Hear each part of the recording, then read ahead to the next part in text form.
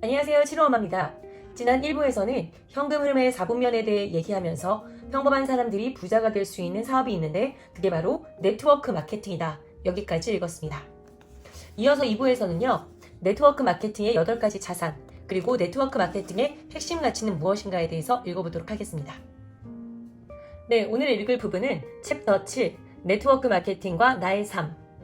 로버트 기요사키는 네트워크 마케팅 사업을 한 적도 없고요. 네트워크 마케팅 회사의 판매자나 소유자도 아니고 그 어떤 네트워크 마케팅 회사와도 금전적 이해관계를 맺고 있지 않으며 특정 회사를 홍보할 생각도 없다고 얘기합니다. 그러면서 왜 네트워크를 지지하느냐? 여기서 그 이유를 알려주겠다고 합니다. 로버트 기요사키가 처음으로 네트워크 마케팅을 접한 것은 1975년이었대요. 굉장히 오래전이죠. 그렇지만 그 당시에 친구가 이 사업에 대해서 얘기했을 때 사업 구축의 프로세스에 꽤 정통한 상태였대요. 그래서 이 얘기를 처음 듣기도 했지만 나에게는 아무런 가치가 없다라고 단정 지어버렸다고 합니다. 그 이후 스포츠 지갑 사업이 굉장히 붐을 일으켰고요. 30살이 되기 전에 백만장자가 되었습니다. 그렇지만 그토록 승승장구하던 사업은 수년 만에 실패를 맞이했고 두 번째에 이어서 했던 사업은 성공을 또 했지만 그러는 동안 느낀 점이 하나 있다고 해요. 바로 혼자만 부자가 되는 것이 아니라 다른 사람들도 부자가 되게 하는 그렇게 돕는 방법을 찾는다는 관점에 강하게 매료되었다고 합니다. 그 이후 1990년대 초 이미 백만장자가 되어 은퇴한 친구 빌을 만났습니다. 그 빌은 굉장히 큰 규모의 어떤 부동산 프로젝트를 이미 성공해서 부를 그렇게 구축했음에도 불구하고 그가 네트워크 마케팅 사업을 구축하고 있다는 얘기를 듣고 깜짝 놀랐다고 합니다. 그는 이렇게 얘기합니다. 수년간 많은 사람들이 내게 부동산 투자 비결을 알려달라고 부탁했습니다. 그렇지만 그건 불가능한 일이라고 얘기합니다. 왜냐? 내 수준의 부동산 투자에 참여하려면 적어도 5만에서 10만 달러가 필요한데 사람들에겐 그만한 돈이 없다라는 거죠. 그러면서 네트워크 마케팅이라면 사람들이 진지한 투자에 필요한 돈을 벌 수 있도록 자신이 실제적인 도움을 줄 수 있다고, 그리고 더 많은 사람들을 도울수록 나는 더 많은 투자자를 얻는 셈이라고 얘기를 했다고 합니다. 당시 긴 얘기를 할 수 없었기 때문에 그렇게 얘기를 마무리한 후 헤어졌고요. 그렇지만 로버트 기요사키 마음속에는 네트워크 마케팅에 대한 존중과 신뢰가 자라나기 시작했습니다. 그러면서 1994년 본격적인 조사에 착수했습니다. 많은 네트워크 마케팅 회사들을 찾아가기도 하고요. 직접 회원가입도 하고 제품도 구매해보고 설명회도 가서 들었다고 해요. 그러면서 또 네트워크 마케팅 회사의 리더들도 만나보았다고 합니다. 그런데 공통점이 그 사람들은 굉장히 똑똑하고 친절하고 윤리적이며 도덕적이고 영적이며 전문가다운 사람으로 꼽아도 모자람이 없다는 사실에 놀랐다고 해요. 그러면서 네트워크 마케팅 산업의 핵심에 근접했다는 사실을 깨닫게 되었습니다. 로버트 기요사키는 네트워크 마케팅으로 큰 돈을 벌지 않았기 때문에 오히려 객관적인 시각을 유지할 수 있었다고 얘기하면서 만약 처음부터 다시 시작해야 한다면 구식 비즈니스를 구축하기보다는 네트워크 마케팅 사업을 할 거라고 얘기합니다. 그렇다면 네트워크 마케팅이란 무엇인가 자세히 알아보도록 할 텐데요. 여기서 로버트 기요사키는 전문가인 존 플레밍을 함께 초대해서 인터뷰를 하게 됩니다. 존 플레밍은 건축가로서 사회생활을 시작했지만 그는 오랫동안 존속하는 구조를 구축하는 일의 가치를 제대로 볼 줄 아는 사람이라고 평가합니다. 그는 네트워크 마케팅에 몸담은 어떤 40년의 경험을 가지고 있었고요. 그리고 다양한 어떤 네트워크 마케팅 사업에서 성공 사례를 가지고 있었습니다. 그와 함께 인터뷰한 내용을 이 책에 담았습니다.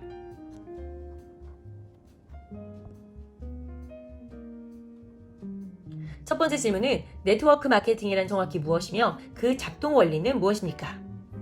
제품이나 서비스의 홍보를 위해 온갖 종류의 전문 대행사와 마케팅 채널에 큰 돈을 쏟아붓는 대신 제품과 서비스에서 큰 만족을 느낀 사람들이 다른 사람들에게 경험담을 들려주고 수익을 올릴 수 있는 것, 그것이 바로 네트워크 마케팅 회사가 하는 일입니다. 이 독립사업자들은 자신이 판매하는 제품에 가장 헌신적으로 열광하는 소비자이기도 하지요. 바로 사업자가 소비자란 얘기합니다. 두 번째 질문은 그 방식이 실제로 어떻게 작동하나요? 세상에서 가장 강력한 홍보 형태는 사람들 사이에 퍼지는 입소문입니다. 네트워크 마케팅에서는 진짜 입소문을 이용한다고 얘기합니다. 이 전 세계에서 연간 1,100억 달러 이상의 매출을 기록하고 있죠. 바로 네트워크 마케팅입니다. 그 사이즈가 가늠이 안 되실 텐데요. 대략 뉴질랜드나 파키스탄 또는 필리핀의 경제와 비슷한 규모죠. 어마어마하죠. 네트워크 마케팅이 전체 매출이 이렇게 지속적으로 증대하는 이유 중 하나는 이 사업이 진정한 윈윈 게임이기 때문입니다. 입소문의 힘, 직접 대면하는 인간관계의 힘을 이용하여 기업의 제품과 서비스를 제공하는 견고한 네트워크를 형성하기 때문이라고 얘기합니다. 종업원을 고용하는 것이 아니라 독립사업자로서 활동하는 개인들을 지원하는 것입니다. 존 플레밍이 설명하듯 이 모델이 강력한 힘을 발휘하는 이유는 제대로 작동하기 때문이래요. 그리고 우리만 그렇게 생각하는 것이 아니라 전설적인 경영 전문가이자 고전으로 통하는 베스트셀러, 이 초우량 기업의 조건의 저자 톰 피터스는 네트워크 마케팅을 두고 이렇게 표현합니다.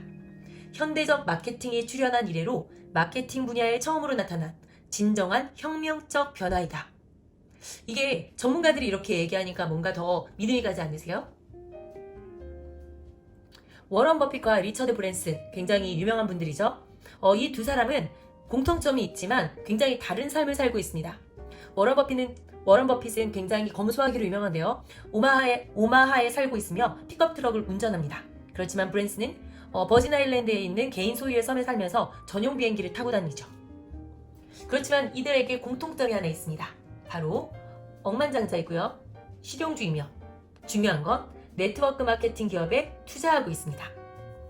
시티그룹과 자키, 로레알, 마스, 레밍턴, 유니레버의 공통점이 또 있죠. 바로 네트워크 마케팅에 조금이라도 발을 담그고 있다고, 그리고 일부는 상당한 금액을 이 사업에 투자하고 있다고 합니다.